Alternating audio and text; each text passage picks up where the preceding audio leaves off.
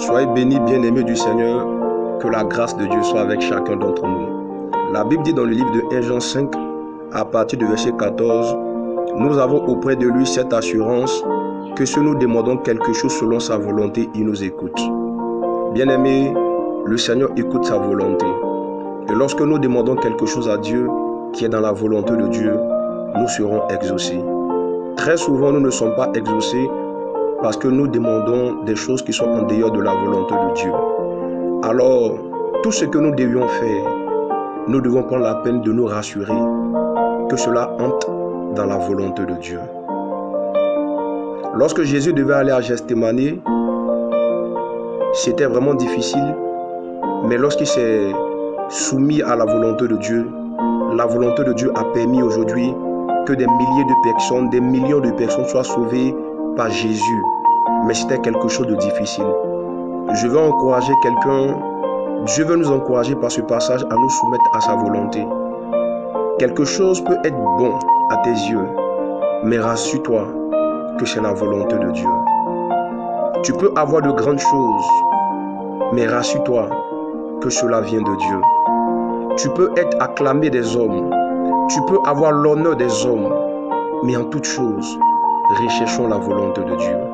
La volonté de Dieu pour ton ministère, pour ton mariage, pour ton activité, pour tout ce que tu es en train de faire, il faut rechercher la volonté de Dieu. La Bible dit dans le livre de Matthieu 7, verset 21, que tous ceux qui diront Seigneur, Seigneur, ce ne sont pas eux tous qui vont entrer dans le royaume des cieux, mais c'est celui-là seul qui fait la volonté de mon Père.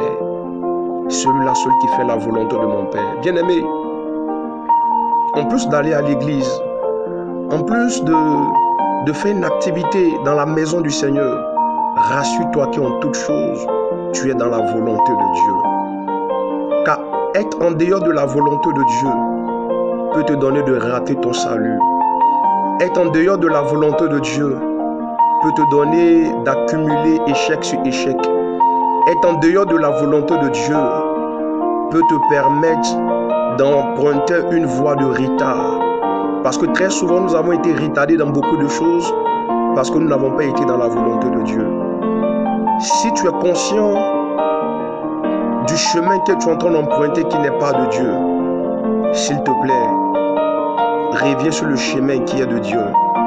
Reviens sur le chemin qui est de la volonté de Dieu. Afin que le succès s'attache à toi.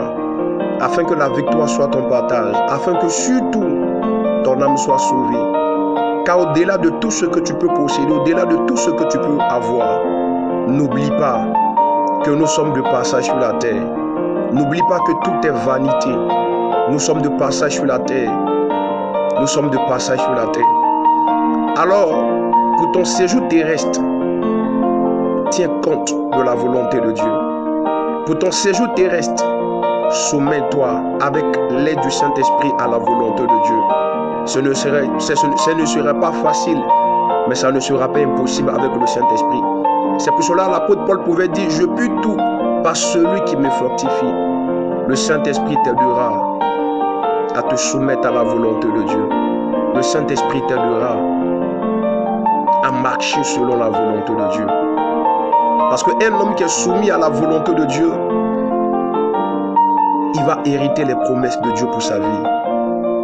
Que Dieu te bénisse. Que la grâce de Dieu soit avec toi. Sois béni. Sois béni. Alors pour toute décision à prendre dans ta vie, prends le temps de consulter la volonté de Dieu. Le secret de la victoire de David, c'est que David, il partait consulter l'Éternel avant de faire quoi que ce soit. Avant de t'engager dans une activité, dans une affaire, avant de t'engager dans quoi que ce soit, prends le temps de consulter la volonté de Dieu au travers de la parole de Dieu. Pas des temps de prière. Prends le temps de consulter Dieu pour connaître sa volonté.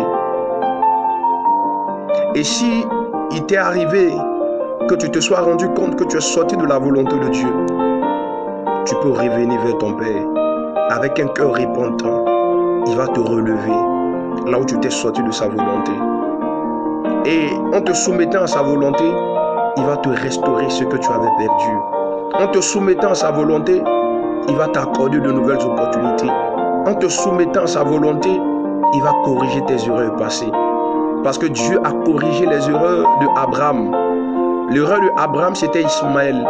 Mais la correction de Dieu pour Abraham, lorsqu'il s'est soumis à sa volonté, était Isaac. Libère Ismaël.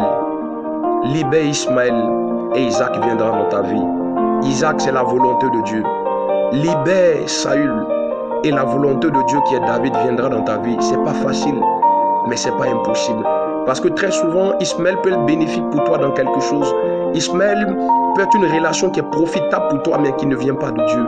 Ismaël peut être une relation qui te rapporte beaucoup, mais qui n'est pas de Dieu.